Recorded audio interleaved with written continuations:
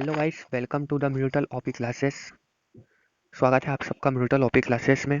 और गाइस, ये अपना आज का लास्ट वीडियो लेक्चर रहेगा फिजिक्स के चैप्टर थर्ड के लिए। गाइस, चैप्टर थर्ड थोड़ा सा बड़ा है, इस वजह से इसमें अपने को 3 पार्ट्स लगे हैं। आई होप गाइस कि आपको थोड़ा सा टाइम देकर, पूरा टाइम जब आप इसमें टाइम दोगे पेशेंसली, तो आपको ये पूरा चैप्टर अच्छे से समझ में आ जाएगा।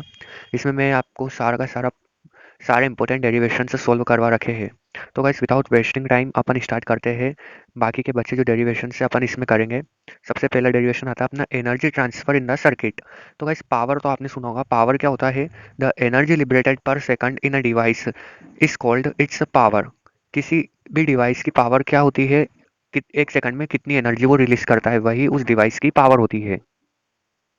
अब अपन को पावर के लिए डेरिवेशन सोल्व करना पड़ेगा। तो अपने को पता है, work done by the battery per second कितना होता है?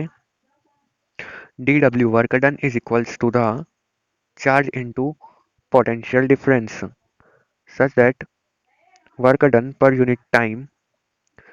सो guys, work done per unit time is equals to the dq by dt dot dv।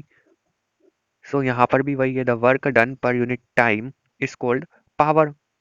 एक डिवाइस में एनर्जी लिबरेट किसको कहते हैं? अपन work done per unit time, उसी को अपन एनर्जी कहते हैं और उसी को अपन पावर कह रहे हैं। तो such that power is equals to the d q by d t क्या होता है?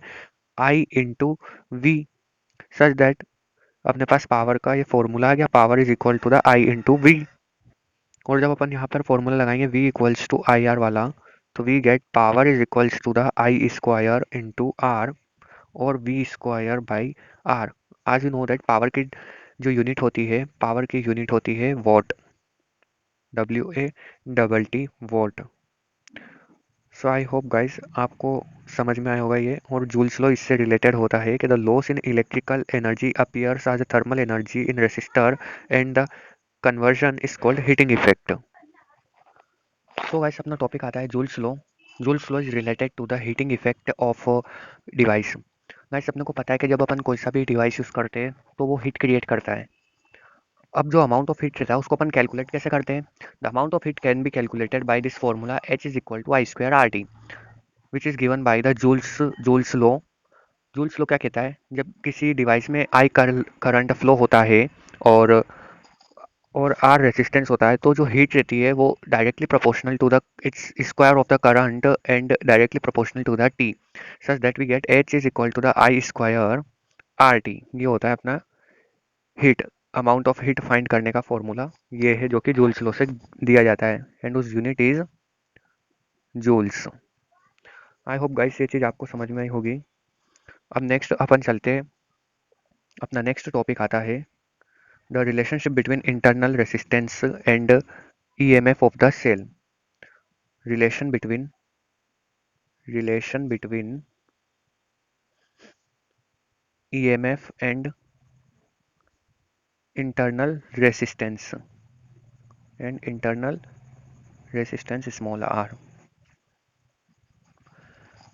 सो गाइस, जैसा कि अपने को पता है, ये एक सेल है और इस सेल का एक इंटरनल रेसिस्टेंस है, then which is connected to an external resistance which is connected to an external resistance। अब ये जो चीज़ है, ये तो अपने पास बन गया सेल, क्योंकि सेल का भी होता है internal resistance small r epsilon and this is r. और अपने पास यहाँ पर एक ये वोल्ट मीटर लग रहा है इसी में।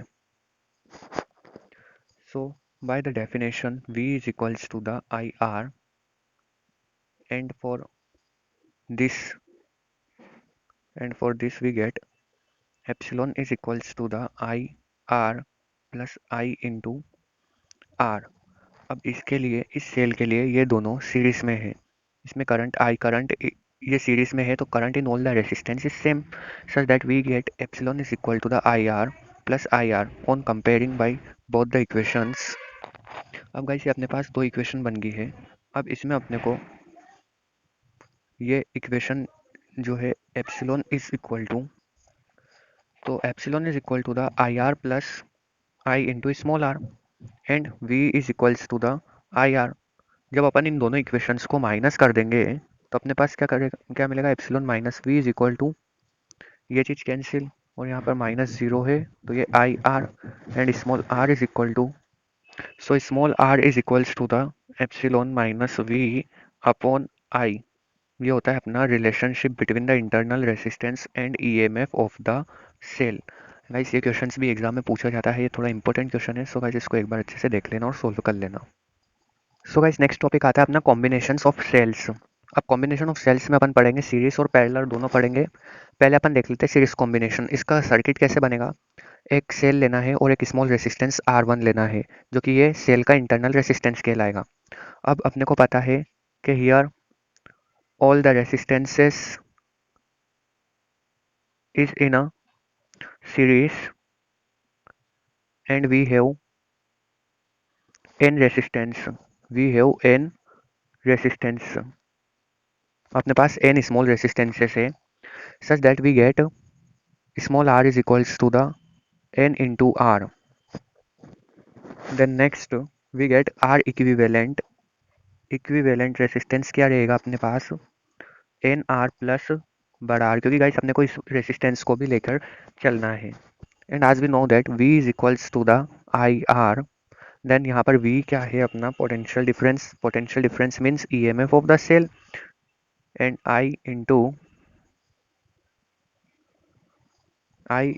R की वैल्यू क्या है अपने पास, R की वैल्यू है एन आर प्लस बड़ा R, so that I is equals to the epsilon upon n into are plus are.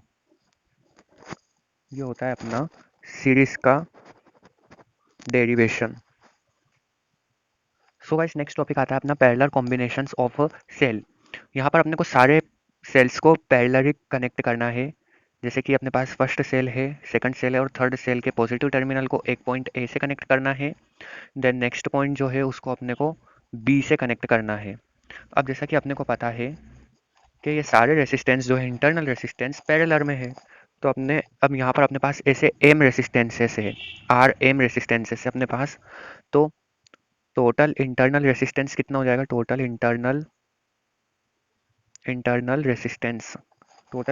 Resistance कितना हो जाएगा अपने पास, 1 upon R dash is equals to the 1 upon R plus 1 upon R plus dash dash dash up to M times, तो such that 1 upon R dash is equals to the M upon R, such that R dash is equals to the R by M.